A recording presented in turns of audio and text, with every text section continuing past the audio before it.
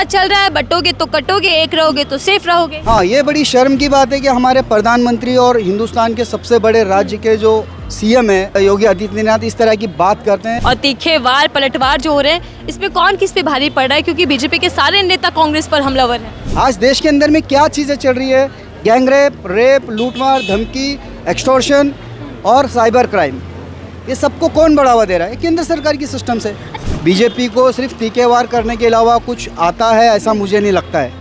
जिस तरीके के उन्होंने हिंदू मुस्लिम की राजनीति किया है, बटोगे तो कटोगे की बात कर रहे हैं। हिंदू राष्ट्र का एक नारा दिया था कि हमको 400 पार कर दो, हम देश का संविधान बदल देंगे। तो आपने देखा, आप खुद जानती है कि लोगों ने उसे नकार दिया और उनको अल्पमत में लाके ठहरा दिया। नमस्कार, आप देख रहे हैं 4 PM, मैं आपके साथ नफीसा खान। धर्म वर्सेस संविधान, किसे चुनेगी आवाम? इसी के साथ महाराष्ट्र में किसकी बनने जा रही है सरकार? इस सवाल का जवाब टटोलने के लिए हम लगातार महाराष्ट्र के अंदर, खासकर मुंबई के अंदर महाराष्ट्र चुनाव की कवरेज कर रहे हैं। और महाराष्ट्र का भाव कौन, जो मेरे शो का नाम है, उसकी जानकारी हम जनता से ले रहे हैं, क्योंकि जनता जनार्दन है, जनता फैसला करेगी। तो ऐसे में हम पहुंचे हैं अंधेरी वेस्ट, ये विधानसभा लगती है, जहां पर सीधा और कड़ा मुकाबला जो होने वाला है, बेहद दिलचस्प होने वाला है, क्योंकि यहाँ सीधी टक्कर है BJP versus Congress, Mahayuti versus Maha Aghadi. तो पूरे महाराष्ट्र में देखने को मिल रहा है, लेकिन ये वो सीट है जहां बीजेपी वर्सेस कांग्रेस सीधे तौर पर होने वाला है। और अब अगर हम चुनावी भाषणों की बात करें तो इन दिनों नेताओं के भाषण जो सुनने और देखने को मिल रहे हैं वो बीजेपी वर्सेस कांग्रेस ही है, क्योंकि एक तरफ पीएम मोदी लगातार कांग्रेस पर हमला करते हुए आरोप लगा रहे हैं कि कांग्रेस जो है वो जातियों में भी जातियां ढूंढना चाहती है, बांटना चाहती है। तो वहीं कांग्रेस ये कह रही है कि अब नफरत की राजनीति को बंद कर देना चाहिए, क्योंकि हर जगह नफरत की राजनीति चलने वाली तो है नहीं। तो जनता से जान लेते हैं महाराष्ट्र की सड़कों पर है, मुंबई की सड़कों पर, कि क्या देख रहे हैं इस बार महाराष्ट्र की आवाम किसको चुनने वाली है। और मेरे साथ देखिए बहुत सारे लोग जुड़ चुके हैं। आपको पीछे दिखा दूँ, ये चाय की दुकान है और बहुत भीड़ थी यहाँ पर, यानी कि चाय पर चर्चा कर लेते हैं। पता नहीं चाय मिलेगी भी या नहीं मिलेगी, क्योंकि खत्म हो चुकी थी, काफ़ी भीड़ थी। होने जा रही है चाय भी। चलिए, ये कुछ लोग मेरे साथ जुड़ चुके हैं, इनसे समझते हैं। सर, क्या कुछ बताएंगे? कुछ ही दूरी पर, इधर आप कैमरा पर्सन दिखाएं, अंदर कैमरा पर्सन थोड़ा सा इधर दिखाएं, तो मैं बताऊँ आपको कि कुछ ही दूरी पर, महज 150 मीटर की दूरी पर ही कांग्रेस के जो उम्मीदवार हैं वो यहाँ प्रचार प्रसार के लिए घूमते दिखाई दे रहे हैं। हमारे कैमरे पर भी उनकी तस्वीर रिकॉर्ड हुई है। तो शुरुआत इसी से करते हैं, जो रैली अभी गुजरी है। सर, क्या नाम है इनका? अशोक भाऊ जाधव, जो कांग्रेस के जाधव, ये तो पहले भी विधायक रह चुके हैं। बिल्कुल। और अभी जो विधायक हैं बीजेपी से हैं। अभी के जो, हाँ, करंट जो विधायक है वो बीजेपी से है। तो ये जो लड़ाई है विधायक वर्सेस पूर्व विधायक भी हो गई। बिल्कुल। तो कामकाज भी गिनवाने पड़ रहे होंगे। बताइएगा पहले माहौल क्या, जो रैली गुजर रही थी इसको देखकर क्या कुछ फील हुआ? माहौल यहाँ पर बहुत तगड़ा माहौल है, क्योंकि जैसा भी आपने देखा कि एक माजी एमएलए है और एक जो दूसरे है करंट एमएलए है, और बीजेपी और कांग्रेस की डायरेक्ट टक्कर है यहाँ पर। तो इस टक्कर के अंदर में एक तरफ महाविकास आघाड़ी और एक तरफ महायुति है। इसके अंदर में हम अगर बोला जाए, जो कांग्रेस का जो पल्ला है दिन ब दिन, पहले शुरू में ऐसा लग रहा था स्टार्ट के नॉमिनेशन के टाइम्स पर कि कांग्रेस कहीं थोड़ा सा वीक है, लेकिन जैसे जैसे प्रचार बढ़ रहा है तो कांग्रेस का पल्ला भारी होते जा रहा है। और उसकी वजह भी है, जैसा हम बीजेपी का जो देख रहे हैं, पिछले 10 साल से जो अमित साटम बोलकर बीजेपी के एमएलए रहे, और उनके एंटी इनकम्बेंसी जो है बहुत ज़्यादा है, लोगों में उनको लेके नाराज़गी है। ये सब चीज़ों को भी देखते हुए, और अशोक भाऊ जाधव के जो आज से 10 साल पहले जो काम किए हैं, जैसे पार्क्स वगैरह को लेकर, हॉल्स, रिजर्वेशंस वगैरह को उन्होंने कायम रखा है, वो सब चीज़ों को लेकर लोगों में एक नई जागृति आई है। मुझे आज की तारीख में मैं आपसे कह सकता हूँ कि कांग्रेस का पल्ला थोड़ा भारी ही है बीजेपी के मुकाबले में। लेकिन जो भाषणबाजी चल रही है और तीखे वार पलटवार जो हो रहे हैं, इसमें कौन किस पे भारी पड़ रहा है, क्योंकि बीजेपी के सारे नेता कांग्रेस पर हमलावर हैं? बिल्कुल, ये जो तीखेवार की जो आप बात कर रही है, ये बात आपकी बिल्कुल सही है। बीजेपी को सिर्फ तीखेवार करने के अलावा कुछ आता है ऐसा मुझे नहीं लगता है। जिस तरीके के उन्होंने हिंदू मुस्लिम की राजनीति किया है, बटोगे तो कटोगे की बात कर रहे हैं, जबकि पिछले 10 साल से यही बीजेपी की सरकार है केंद्र में और as well as in Maharashtra. अच्छा, ये पहले ये पीछे दिखा दीजिएगा पूरी ट्रॉली है, जिस पर अभी विधायक, पूर्व विधायक जी और अभी कांग्रेस के उम्मीदवार टहलते हुए गए हैं। हाथ बदलेगा हालात, इस नारे में कितना दम है और कितना विश्वास आपको लगता है? हाथ बदलेगा हालात, ये बात बिल्कुल दुरुस्त है और ये होगा ऐसा, क्योंकि जो महाराष्ट्र के अंदर में एक अभी धावा सा बोल दिया है पिछले एमपी के इलेक्शन से, जो महाविकास आघाड़ी इंडिया अलायंस जो बना है वो एक बहुत स्ट्रॉन्ग अलायंस है और ये अलायंस दिन ब दिन भारी होते जा रहा है, बहुत स्ट्रॉन्ग होते जा रहा है, ताकतवर होते जा रहा है। इसका असर हमको देखने को मिला। कांग्रेस कहीं भी नहीं थी, आज अपोजिशन की बड़ी पार्टी हो गई है। वैसे ही कुछ एक स्टेट में जैसा जम्मू कश्मीर के अंदर में महाविकास आघाड़ी आगे आ गई है, तो ऐसे ही हर जगह ताकत बढ़ रही है और ये हमें महाराष्ट्र में भी लग रहा है। बीजेपी का एनडीए का जो ग्राफ है, जो पकड़ है, वो कमजोर पड़ती जा रही है दर राज्य दर। बिल्कुल बिल्कुल बिल्कुल बिल्कुल। लेकिन ये जो लड़ाई सर, मैंने अपनी शुरुआत में भी कहा इंट्रो में कि धर्म वर्सेस संविधान, तो ये लड़ाई कितनी समझ में आ रही है? क्योंकि एक तरफ जहाँ बीजेपी है धर्म के नारों को गढ़ने में लग रही है और अखाड़ी दल जो है वो उसकी संविधान की बात कर रहा है, तो क्या समझ में आ रहा है आम जनता को? जनता को बहुत अच्छे से समझ में आया। हिंदुस्तान के अंदर में सिर्फ हिंदू नहीं है, दलित है, मुस्लिम है, क्रिश्चियन है और कई सारी जनजातियाँ यहाँ पर रहती है इस देश के अंदर में।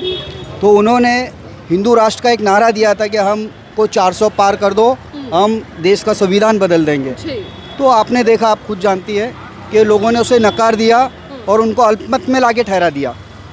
इससे ये चलता है कि उनको मालूम है कि धर्म जो है देश से बड़ा नहीं है। ये महाराष्ट्र के लोग समझ गए हैं और मैं आपसे कहना चाहूँगा आगे कि ये जो महाराष्ट्र की जो सरकार है, दूसरा जो बेस ऑन महाराष्ट्र में बोलना चाहूँगा कि कई सारी जो ये देवेंद्र फडणवीस, एकनाथ शिंदे, अजीत पवार ने क्या किया है, महाराष्ट्र की जो बड़ी बड़ी कंपनियाँ जो आई थी वो उन्होंने गुजरात भेज दिया है। तो ये इस बात को लेकर भी जो यहाँ के जो ऑथेंटिक महाराष्ट्रन्स है उनके अंदर में एक बहुत बड़ी निराशा है। वो उनके दिल में ये बात चल रही है कि महाराष्ट्र के गद्दारों को जूता मारो को, ये बात उनके दिमाग में चल रही है और ये बात बहुत तेज़ी से पनप भी रही है। तो ये चुनावी लड़ाई जो है सर, क्या ये महाराष्ट्र वर्सेस गुजरात भी बन गई है? बिल्कुल बिल्कुल सही कहा आपने, क्योंकि बहुत सारी एफकॉन कंपनी है, टाटा कंपनी है और आपका गोल्ड GJPC जिसको बोलते हैं, जेम्स एंड ज्वेलरी की जो फैक्ट्रीज़ है वो सब गुजरात शिफ्ट हुए हैं महाराष्ट्र से जी। और आने वाले दिनों में अंदाजा है कि पूरा जो सिप्स बोल के अंधेरी में एक बहुत बड़ा गोल्डन मार्केट है वो भी शिफ्ट होने वाला है सूरत के अंदर में। तो ये बहुत खुली बात है। तो महाराष्ट्र का CM रह के हमें बहुत शर्म की बात है कि देवेंद्र फडणवीस महाराष्ट्र से जीतते हैं, महाराष्ट्र के रहने वाले हैं, महाराष्ट्र के निवासी है, लेकिन वो गुजरात के रहवासियों के लिए, वहाँ की जनता के लिए काम कर रहे हैं। तो ये महाराष्ट्र के लोगों ने बहुत अच्छे से समझ लिया इस बार। तो मुझे लगता है कि यहाँ पे से महाराष्ट्र के अंदर में जिस तरीके से MP के अंदर में निस्तो नाबूद किया, मतलब 33% पे लाके छोड़ा है, मुझे लगता है कि MLA में भी वो 33% पे लाके छोड़ेंगे। बहुत बड़ा डेंट लगा था एनडीए को लोकसभा में। थोड़ा ये भी समझाएगा, क्योंकि संविधान और धर्म की लड़ाई है, एक धर्म का नारा है, उस पर भी मैं आऊँगी जो बटोगे कटोगे वाला चल रहा है। लेकिन अभी अमित शाह और PM मोदी ने भी हमला बोला कांग्रेस पर संविधान को लेकर। राहुल गांधी जो संविधान की किताब लेकर घूमते हैं वो ब्लैंक है, आगे से बाहर से लाल डायरी है और अंदर खाली पेज है जिस पर वो अपना संविधान लिखना चाहते हैं, ये आरोप लगाया जा रहा है। बिल्कुल ऐसा नहीं है। राहुल गांधी सिर्फ एक चरित्र ये दिखाना चाह रहे हैं कि हिंदुस्तान को कि हम संविधान को बचाना चाह रहे हैं, संविधान को लेके चलना चाह रहे हैं। वो संविधान कह रहे हैं, इसका मतलब ये नहीं कि वो बुक हो, वो बुक संविधान ही होनी चाहिए। बोले वो ब्लैंक पेपर है एकदम, उस पर अपना कानून, अपना संविधान, अपना सब लिखेगी कांग्रेस। नहीं, अभी कांग्रेस को ये बहुत अच्छे से पता है, जो संविधान को बदलने की बात की उसको देश ने कभी पसंद नहीं किया, नकारा है। इसी इलेक्शन में यही कांग्रेस ने देखी है, जो बीजेपी ने गलती की है वो कांग्रेस गलती नहीं करेगी, इसमें कोई दो राय नहीं है। वो संविधान को उन्होंने कहा था अगर हमको 400 पार देंगे तो हम संविधान बदल देंगे, तो उसको नकार दिया जनता ने हिंदुस्तान की, इसीलिए वो 400 पार नहीं गए। और अब नारा चल रहा है बटोगे तो कटोगे, एक रहोगे तो सेफ रहोगे। हाँ, ये बड़ी शर्म की बात है कि हमारे प्रधानमंत्री और हिंदुस्तान के सबसे बड़े राज्य के जो CM है योगी आदित्यनाथ इस तरह की बात करते हैं। मेरे ख्याल से PM मोदी भी इस नारे को बार बार रिपीट ही कर रहे हैं, बढ़ावा दे रहे हैं। तो मेरा ये कहना है कि आज हिंदुस्तान के अंदर में पारसी की एक कम्युनिटी है जो विदिन 1 लाख के अंदर आई है। उन्होंने कभी नहीं कहा कि हमारे पे कोई खतरा है या हम कोई खतरे में है। लेकिन यही सरकार जो बीजेपी के पिछले 10 साल से 11 साल होने आ जाएंगे अभी, वो राज कर रही है और वो खतरे में कैसा हो सकती है? एक ये बड़ी शर्म की बात है। मतलब उन्होंने कम्युनिटी के लिए कुछ किया ही नहीं फिर, और उल्टा कम्युनिटी को लूटा। ये हम मानते हैं। आज देश के अंदर में क्या चीज़ें चल रही है, गैंगरेप, रेप, लूटमार, धमकी, एक्सटॉर्शन और साइबर क्राइम, ये सबको कौन बढ़ावा दे रहा है? केंद्र सरकार की सिस्टम से। अच्छा, अभी देखिए अमित शाह के एक बयान से खलबली मच चुकी है महाराष्ट्र की राजनीति में। अमित शाह जी एक इंटरव्यू में, प्रेस कॉन्फ्रेंस में कह रहे हैं कि अभी फिलहाल जो हमारे मुख्यमंत्री हैं वो शिंदे साहब है, लेकिन नतीजों के बाद, चुनाव बाद पता चलेगा कि कौन मुख्यमंत्री बनता है। तो क्या दाव फंसा दिया, क्या एनडीए बिखरने वाला है अब? एनडीए तो ऑलरेडी बिखरा हुआ है। एनडीए को ना 100 कील मार के इस इलेक्शन में चलाया जा रहा है। अगर आप देखोगे, आप अभी हमारे यहाँ के राज ठाकरे बोलकर एक एमएलए है, लीडर है मनसे के, उन्होंने कैंडिडेट फील्डिंग किया है एकनाथ शिंदे के खिलाफ में। कई जगह पे 24-25 जगह ऐसी जगह उन्होंने कैंडिडेट फील्ड किया है कि वो एकनाथ शिंदे जीत नहीं पाए, उनके वोट कट हुए। इस तरीके की एनडीए के अंदर में बहुत सारे डेंट। देखिए भीड़ पीछे जा रही है और शायद इसी रैली में जा रही हैं, सब सुनने जा रहे हैं कि वादे कौन से लुभाते हैं, नेता क्या क्या भाषण देंगे। आपने बहुत अच्छी बात करी, बहुत जानकारी आपको सर है। मुझे ये भी बताइएगा सर कि जो नारे अलग अलग चल रहे हैं, ये तो एक अलग बात होगी, जो मैनिफेस्टो है वो अपना अपना अलग अलग लॉन्च किया जा रहा है। एक तो गठबंधन वाला मैनिफेस्टो और एक अलग अलग से भी लुभाया जा रहा है जनता को। तो ऐसा क्यों किया जा रहा है? क्या बौखलाहट है? क्या ये पता चल चुका है कि कमज़ोर हो रही है ज़मीन हमारी? बिल्कुल, ये जो डर है इनफैक्ट दोनों साइड है। जितना बीजेपी को इतना महाविकास आघाड़ी को भी है, उसमें कोई दो राय नहीं है। बट ये एक बाजी है, एक लड़ाई है जो छिड़ चुकी है, तो इसमें जीतना इम्पोर्टेंट है। तो उसको लेकर जो कंबाइंड मैनिफेस्टो आ रहे हैं और एज वेल एज पर्सनल भी आ रहे हैं। जीतने के लिए ही बीजेपी इस नारे को गढ़ रही है, इतना कठिन नारा कह सकते हैं, इतना ज़्यादा ऐसा नारा जो शायद आज़ादी के बाद पहली बार दिया गया हो।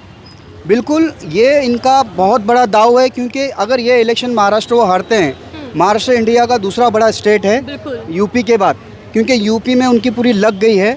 वहाँ पर उन्होंने अभी देखा अखिलेश जी ने काफ़ी कुछ बाजी मार ली है, तो उनको आगे वहाँ पे फ्यूचर सेफ नहीं दिखता है। अगर महाराष्ट्र जाता है तो नीतीश कुमार जी और जो आंध्रा के जो सीएम है वो पलटी मार सकते हैं। तो उनकी सरकार, हाँ, चंद्रबाबू नायडू और नीतीश कुमार, वो भी ये सत्ता से हट सकते हैं। हाँ, कि जो महाराष्ट्र के नतीजे हैं वो फैसला करेगा कि केंद्र में सरकार टिकेगी या नहीं टिकेगी। बिल्कुल सही कहा आपने, ये यहाँ के इलेक्शन से वो भी तय होगा। ठीक है, मैं आखिरी सवाल आपसे ले रही हूँ, क्योंकि आपने राज ठाकरे जी का जिक्र किया।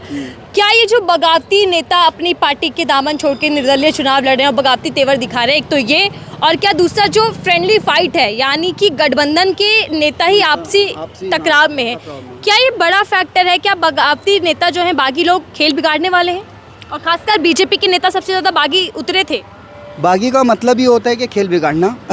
वो वर्ड में किसका बिगाड़ेंगे ये बताइएगा। और वो भी जिसने जिसके लिए खड़ा किया उसका बिगाड़ेंगे, जैसा कि वो पता चल रहा है। जैसा इसी सीट के अंदर में MIM के कैंडिडेट थे और आरिफ मोइन बोलकर, उनको अभी बीजेपी ने फील्ड किया है। वो MIM से थे, बट वो MIM से उनको टिकट नहीं मिला, तो वो इंडिपेंडेंट खड़े हैं। और वो कांग्रेस की मतलब वो वोट बैंक कटवाने के लिए सब कुछ किया जा रहा है। बिल्कुल, वोट कटवाने के लिए खड़ा किया है। और ऐसे ही हमें ये जो खड़ी है सुप्रिया सोले अपना बारामती के अंदर में, ऐसे ऐसे कैंडिडेट बीजेपी फील्ड कर रही है। एक ही नाम के कैंडिडेट के नाम के 4-4 नाम एक जैसे, और उनको सिंबल भी ऐसा ही दिला। पहली बार ही हुआ होगा कि जब एक ही जगह से 4-4, 5-5 नाम सेम ही निकल रहे हैं। सेम सरनेम और calling name, both name are same. ऐसे एक कैंडिडेट के कंफ्यूजन पैदा की जा रही है। बिल्कुल, ये जो हमारी हिंदुस्तान की जो जनता है बहुत मासूम और थोड़ी सी अशिक्षित है, तो उसका ये जो बीजेपी चालाकी से फ़ायदा उठाना चाहती है, नाम से कंफ्यूज करके, पहचान से कंफ्यूज करके, सिंबल से कंफ्यूज करके। तो इस इलेक्शन के अंदर में बीजेपी हर तरीके के दाव को लेकर खेल रही है। लेकिन जो है दूसरा जो महाविकास आघाड़ी है, वो भी उससे ज़्यादा होशियार और चौकन्ना हो चुका है, और वह हर दाव का बराबर से लड़ रहा है। ये हमको भी देखने को मिल रहा है हर जगह, मेरा ऑब्जर्वेशन में देखने को मिल रहा है सर। बहुत अच्छी जानकारी आपने दी है और बहुत बारीकी से दी है। मतलब मैं चर्चा करने के लिए लोगों से जुड़ना चाह रही थी, लेकिन एक ही व्यक्ति के साथ, सर के साथ मेरी पूरी रिपोर्ट हो गई, लंबी ना हो, इसलिए मैं यही ख़त्म कर रही हूँ, क्योंकि सर ने वो जानकारी दे दी जो मुझे चाहिए थी कि महाराष्ट्र के अंदर क्या हो रहा है, अघाड़ी दल कितना मजबूत है, महायुति कितना कमज़ोर पड़ रहा है क्योंकि सत्ता में वो है, तो कितनी एंटी इनकम्पेंसी उसके खिलाफ है ये भी देखना होगा। और इसी के साथ साथ यहाँ से अंधेरी वेस्ट से जब बीजेपी और कांग्रेस आमने सामने है, तो इसका संदेश कहाँ तक जाएगा ये भी देखना होगा, क्योंकि जो पूरी लड़ाई मोटे तौर पर देखी जा रही है वो कांग्रेस और बीजेपी के खिलाफ है, क्योंकि तकरीबन 75 सीटें ऐसी हैं जहाँ बीजेपी और कांग्रेस आमने सामने। तीसरा कोई मुकाबला नहीं है। तो देखते हैं कि अंधेरी वेस्ट की जनता क्या फैसला करते हैं और इसी के साथ साथ कौन होगा महाराष्ट्र का भाऊ, देखते हैं। फिलहाल के लिए दीजिए इजाज़त।